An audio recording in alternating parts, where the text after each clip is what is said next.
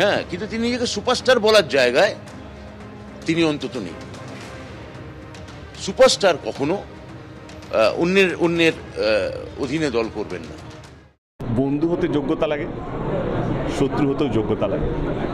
তো আমার শত্রু হতেও যোগ্যতা লাগবে। তো আমার মনে হয় সেই জায়গায় এখনো কেউ পৌঁছয়নি। দেব ও কুণাল ঘোষের মধ্যে পুজোর ছবি নিয়ে বাগযুদ্ধের মধ্যে এবার সরাসরি মুখ খুললেন শিক্ষামন্ত্রী অভিনেতা ব্রত বসু।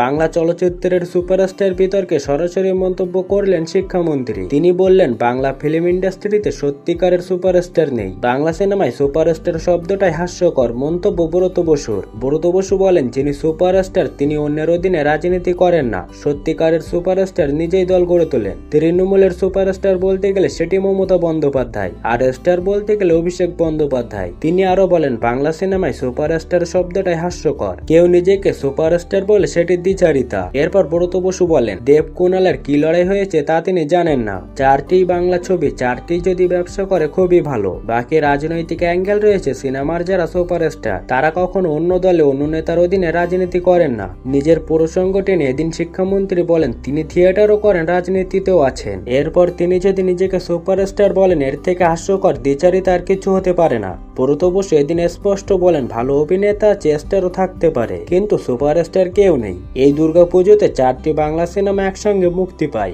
দেবের রঘু ডাকাত বনাম রক্তবীজ 2 এই নিয়ে প্রযোজকরা এবং অভিনেতাদের ঘনিষ্ঠরা বাগযুদ্ধে লিপ্ত হন। কুণাল ঘোষ সোশ্যাল মিডিয়ায় একের পর এক বিস্ফোরক মন্তব্য করেছেন। অভিযোগ, প্রভাব খাটিয়ে বেশি প্রেক্ষাগৃহে বেশি শো নেওয়া, এমনকি দেবকে মাফিয়া বলেও কটাক্ষ করা হয়েছে।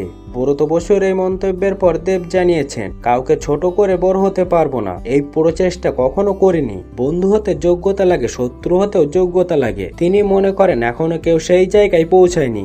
এই বিতর্ককে ব্রত বসু চলচ্চিত্রের সীমার বাইরে নিয়ে এসে সরাসরি রাজনৈতিক প্রেক্ষাপটে আলোচনা করেছেন।